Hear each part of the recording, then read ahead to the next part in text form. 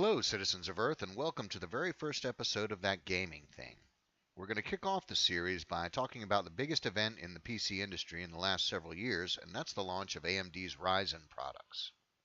But in order to do that, we're first going to take just a little step back in time for a brief overview of how we got here. In order to do that, let's take a trip back in time to the year 2002, when Intel introduced their first hyper-threaded consumer CPUs with the Pentium 4 series. Now, hyper-threading is Intel's proprietary term for simultaneous multi-threading, and there are a number of excellent, detailed, and informative videos on the topic. We're not going to get very detailed. We're just going to give a very high overview of how simultaneous multi-threading works. If we consider 1 second of time, it's not a very long time for humans, but a modern processor can literally do billions of things within a single second. And if we drill down on that second, then what you need to realize is that a processor is going to accept a set of instructions or a task from the cache in order to process those. But not all instructions are equal. They don't take an equal amount of time to process. So inevitably, you have these little chunks of leftover time where one or more cores is waiting for a core to finish a more complex instruction. And if you multiply these little stretches of time due to the presence of multiple cores, then what you find is there's actually a substantial amount of wasted time during a second of computer processing. And very simply put, simultaneous multi-threading is a way to feed a second set of instructions into a CPU before it has finished the first set of instructions in that task. And in that way, you can make better use of these little chunks of leftover time that occur, when one or more cores is finished before the last portion of that task is processed. In a nutshell, Intel was concerned with keeping every available core as busy as possible for as much of each second as possible. Meanwhile, AMD had vastly different ideas about how to drive performance in CPUs. The folks at AMD were convinced that the way to drive performance was to add more cores and make those cores robust enough to operate at higher clock speeds. Even though AMD wasn't entirely wrong in the way they were trying to go about things, there are a number of problems with trying to increase performance by adding cores and bumping clock speed. The first problem is that each individual CPU core, any CPU core, requires a specific minimum amount of power to run. So if you're trying to boost performance just by adding cores, you're multiplying the absolute minimum amount of power you need to make that CPU function. Another big problem involves clock speed, and it's actually a twofold problem. First, you can't just keep increasing clock speed because it turns out there's a practical upper limit for what clock speed a multi-core CPU will run at, and that limit hovers right around 5 gigahertz. So it's not an option to just keep increasing performance by turning up the clock. Another issue with trying to increase performance by boosting clock speed is that power consumption and the amount of heat the CPU generates rises drastically and exponentially once you start overclocking it and getting outside of the manufacturer's specifications. Now, the third issue with the way that AMD was trying to do things is that it requires participation from software developers. So, for instance, a computer program will not by nature split itself up to utilize multiple cores. That capacity has to be designed into the program itself. So really, AMD was actually kind of forcing software developers to choose between optimizing for what they were trying to do and optimizing for what Intel was trying to do. And even then, Intel had a larger market share. So optimization, if it occurred at all, was for Intel. And we'll talk a little bit about that later on in the video. And maybe the biggest problem with the more cores and higher clock speed strategy is that it doesn't doesn't really solve the basic issue, which is a lack of efficiency. In fact, it makes it worse. So, for example, let's say that you have a dual-core CPU, and one core is taking a little bit longer than the other to finish a particular set of instructions.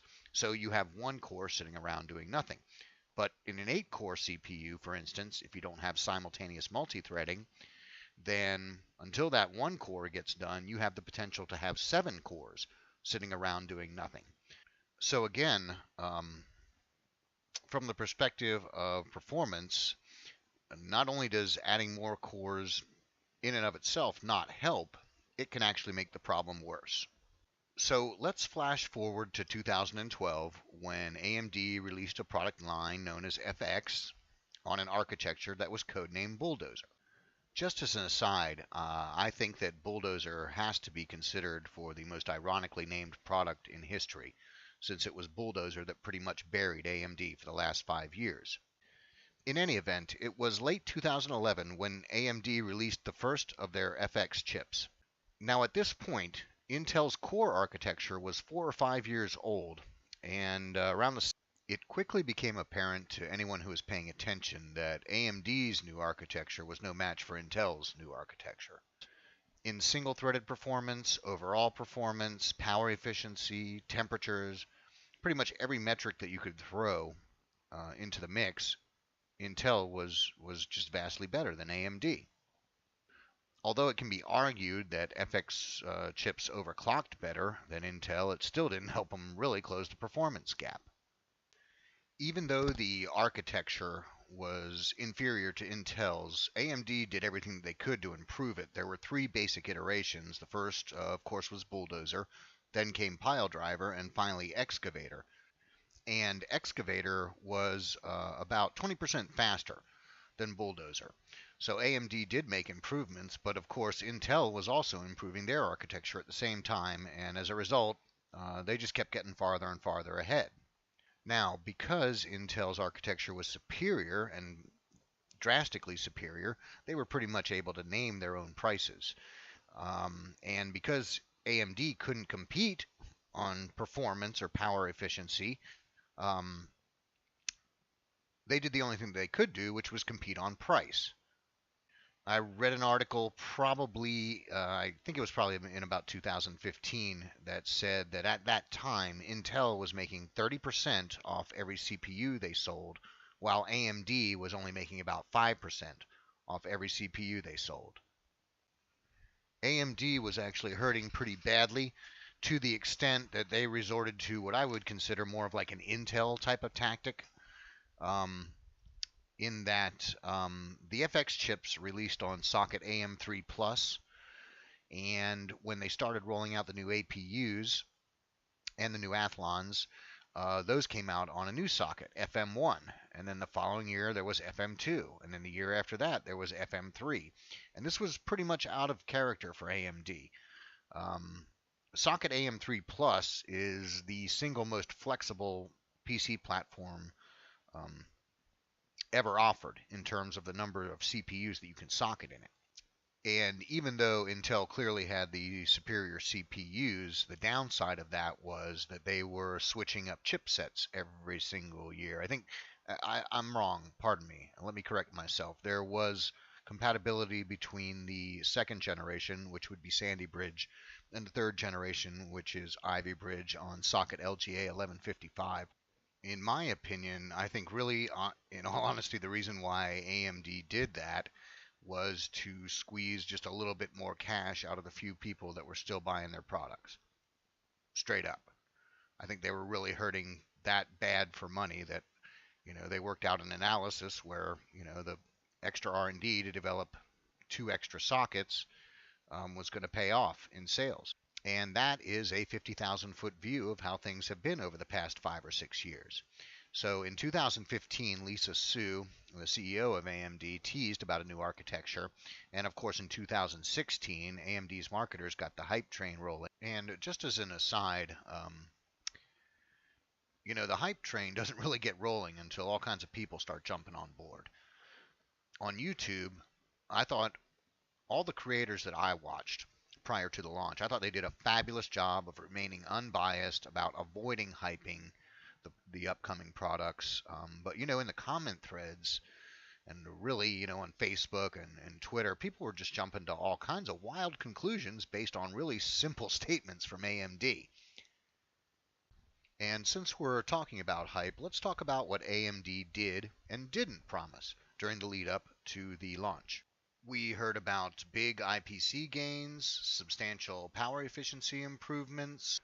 Now, obviously, socket compatibility is something that we'll have to wait and see for, but in my opinion, they delivered everything they said they would in these new Ryzen products. Now, there are a few points of contention. Number one, gaming performance is not what everyone, including me, had hoped, and there's the little issue that the R7s do not overclock well. So let's tackle the overclocking question first. And probably the simplest way to break down this whole issue is to make a direct comparison between AMD's 14 nanometer architecture and Intel's 14 nanometer architecture. That would be Skylake, Kaby Lake, and of course the two Broadwell iterations. So if we compare the Intel processors that are running at around the same TDP as a Ryzen, that would be, in the 70 watt range, whereas your Ryzens are 65 and 95. Then those CPUs are only trying to overclock 4 physical cores. And if you look at the higher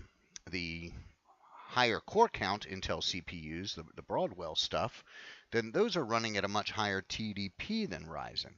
So either way, you have a situation where the Intel processors were designed for better overclocking than the Ryzen R7s.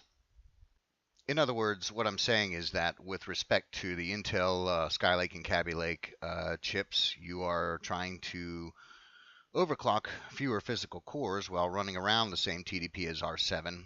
And with Broadwell, you have a much higher TDP envelope. So the system is designed to run more power through and generate more heat. It's by design. In fact, when I first heard about Ryzen R7 and that there were going to be 8 cores, 16 threads, and only at most 95 watt TDP, I actually said to myself, wow, those things are really going to overclock like shit. And they do. And while we're at it, we may as well talk real quickly about gaming performance. And to do that, I think it's probably best if we actually switch from mindless Dota 2 footage to some actual info on the web. Okay, so what we see here is an article from PC Gamer featuring the R7 1700 versus the i7 5930K. Some things to note about this test would be the speeds of both CPUs. The 1700 is running at 3.9 gigahertz. The 5930K is running at 4.2 gigahertz. And actually, in order to increase gaming performance, the tester disabled SMT on the R7 1700. Other than that, they're both very similar, 16 gigabytes of DDR4. The Intel system is running slightly less clock speed, but of course it's quad channel versus dual channel. Both systems are using the GTX 1080 Ti for all tests. So first up is 1080p at medium resolution. And we can see here that the Intel CPU has a pretty substantial advantage. Works out to about 14% overall, average over 16 games. But if we move up to Ultra settings at the same resolution, 1080p, we will notice that over the same 16 games, the Intel lead is now 10%. If the resolution is increased to 1440p, we can see that the Intel lead has now dropped to 5%. Again, same average, same 16 games. Now, all the results up to this point definitely indicate that optimization needs to be done for Ryzen. There's something holding these CPUs back, and it's not the CPU. So if we move all the way up to 4K, we now notice that Intel's lead has dropped to 3%. All right, so what are we looking at here?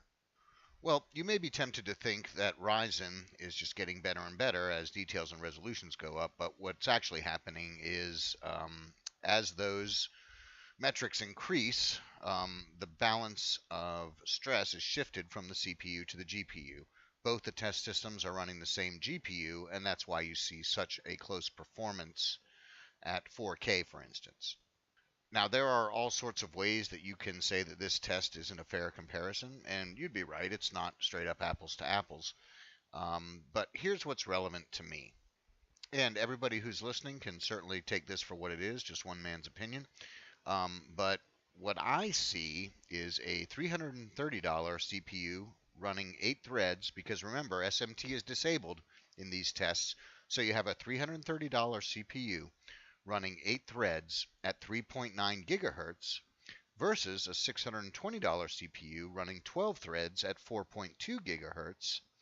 And the El Cheapo CPU, the Ryzen R7, does pretty damn well for itself. And that is without any optimization, right? Because remember that when you're developing something like this, it has to be done, with quite a bit of secrecy. AMD wasn't sharing any details with Ryzen, and so none of the software developers out there could really be ready for optimization on this entirely new architecture, right? It's not just a new CPU, it's an entirely new architecture.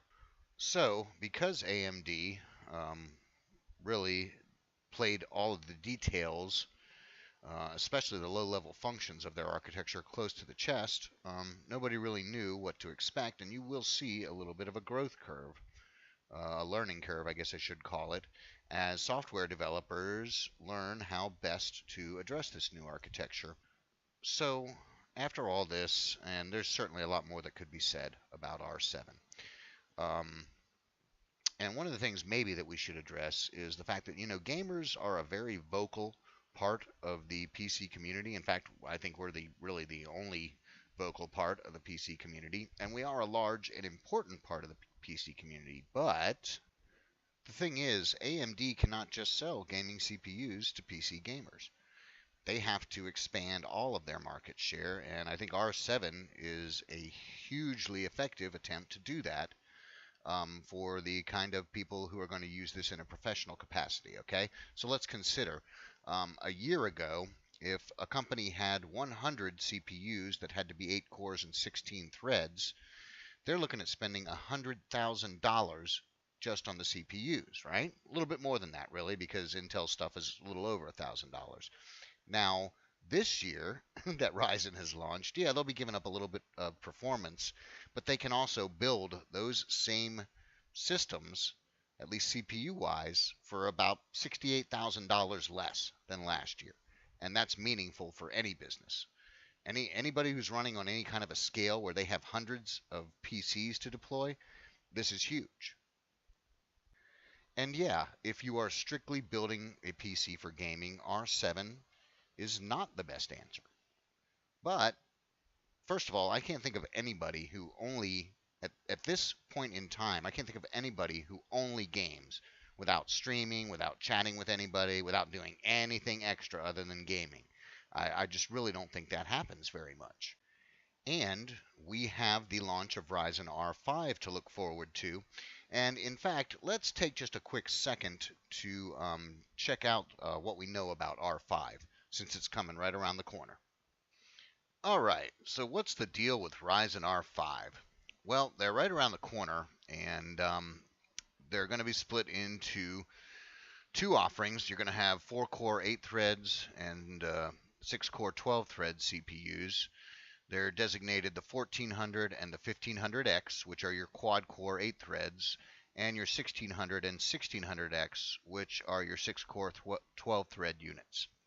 So the good news is that they're running under the same general envelope as the 8-core 16-thread Ryzens. So I'm expecting that, for instance, on the 1500X, I honestly think that one is going to be the one to have for overclocking. The 1600X is running at 95 watts, so same as the 8-core units. And so I expect, because it has 2 fewer cores, you will see slightly better overclocking. But considering that they're running an R7 1700 8-core, 16-thread CPU at 65 watts. I'm thinking the 1500X is going to be the one to have for overclocking, which I'm not promising any kind of fabulous, outstanding, world-changing overclocking out of these things. But I do think that's going to be the one to have. And when you consider that it's hovering right around the price of a Core i5 with double the threads, I think it's going to represent an exceptional value. So to sum all of this up, I think Ryzen delivered everything that AMD said it would. I think that anyone who legitimately and honestly expected a CPU that would beat Intel in all areas at half the price was probably being a little bit unrealistic. And I think that these products represent an exceptional value overall, and they're a much needed injection of competition in a market that has become ridiculously stagnant over the past 5 years. Um, and in a video that's coming up, we'll be talking a little bit about Polaris and Vega and how they stack up with Intel's latest offerings, Pascal, and their upcoming Volta. It's just an exciting time to be a PC gamer. And if you stuck with me this far, I thank you very much. I hope you enjoyed the video. If you did, please leave us a like and consider subscribing. And of course, if you didn't, you can always give us the thumbs down and tell us just how bad a job we're actually doing. Until next time, I have been your humble narrator, the Madman, reminding you to treat yourselves and each other well. Peace out.